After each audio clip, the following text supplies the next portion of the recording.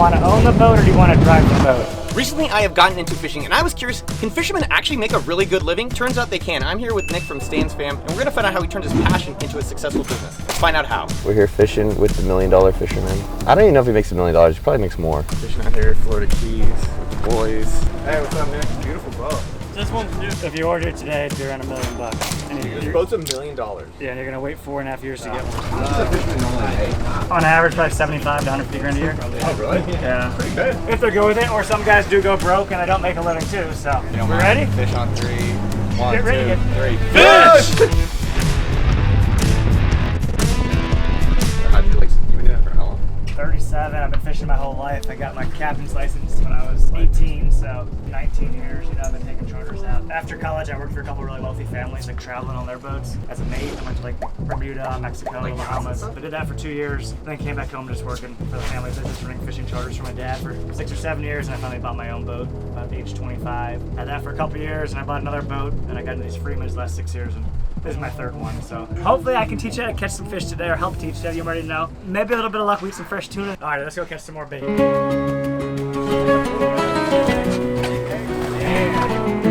Yeah, what would you say the difference between amateur and pro fisher? The bait's very important. Spending the time to catch the bait, to have the tackle, to have spots where you're gonna go, the knowledge of like the local area, the reefs, the wrecks, the humps, all that stuff. I always think like it's amazing when you think there's like basics and then there's like advanced. You're just like, oh yeah, YouTube, yeah, you just get a camera and you just record and then you upload it.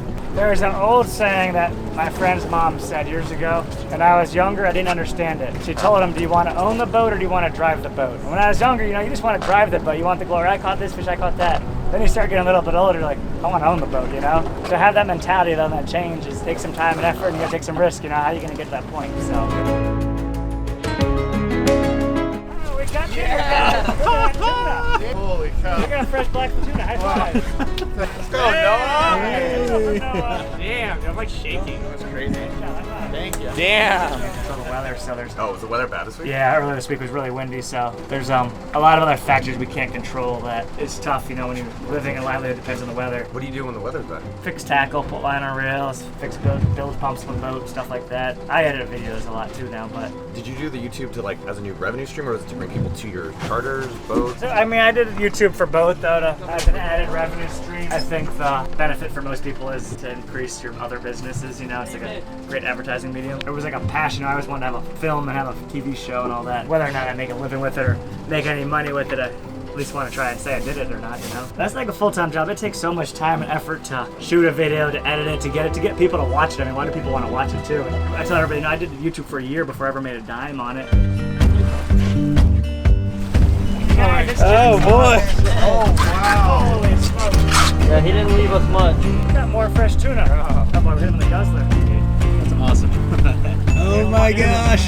I don't do it, but somebody crazy like you, man, that's tuna hard time. It's kind of tradition. Some places you go. Oh my gosh. He's eating a fresh tuna hard. Also, it's interesting that you're saying you have like new product lines, like you have like tackle or other things. We're clothing. trying, yeah. Oh, that's smart.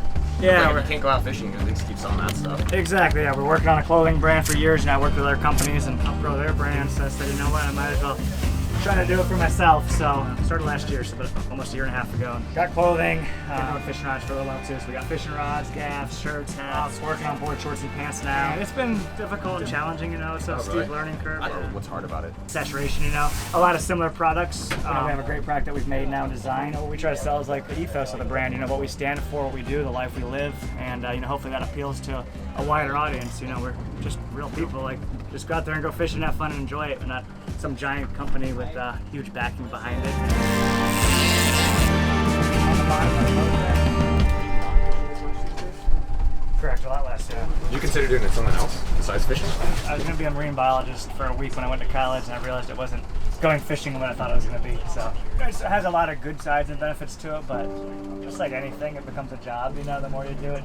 I think some people lose their passion for fishing, you know, if you have to do it all the time to make a living, but I still enjoy it, but you can definitely get burned out on it, just like anything. I'm sure like an athlete playing a sport, you know, it becomes a job at some point where you do it for love, but also to make a living, and Yeah, just trying to balance it out. I was just wondering if more people should like try to turn their hobbies, like I love fishing and I'm gonna turn it into a job versus like just keep it as the hobby. You always hear different opinions about that. Yeah, it's like any business. It's like a hard way to make a living to get started, but the guys that do well with it and in the right spot, you know, you can make a good living and enjoy what you do. You know, if you love to get paid to go fishing and entertain people and talk to people and have fun, like dream job. But fishing is a tough business. I mean, you can go buy a boat, but that doesn't mean people are gonna go fishing with you. You know, how are you gonna get the people there? So Yeah. How would you start today? if I was gonna start fishing, Yeah.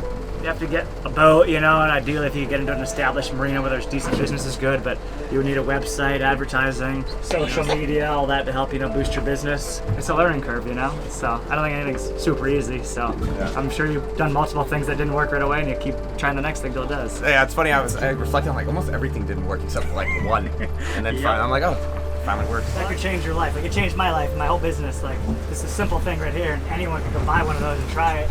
And no guarantee it's gonna work, but you don't know if you don't try. We just finished with Nick from Stan's Fam. It's like, you know, when things are way better than you expected, it was exactly that. One of the things he said I thought was really great is like, think small, stay small. I think when a lot of people think of fishermen, they think of dirty, they think of like old guys with beards and alcoholics and poor. And this guy had like a really fresh perspective where it's like, Do you want to own the boat or do you want to drive the boat? whatever your hobby is, whether it's golf, whether it's fishing, whether it's painting, whether it's furniture, whether it's tech or content creating, I just really appreciated getting to meet him. I thought he was really genuine. It's also nice he's still doing the craft. It's been now 30 years of him. He still loves to fish. To be able to experience that and see people in their like pure passion, pure excellence is just, it's amazing. I hope everyone can find it for themselves.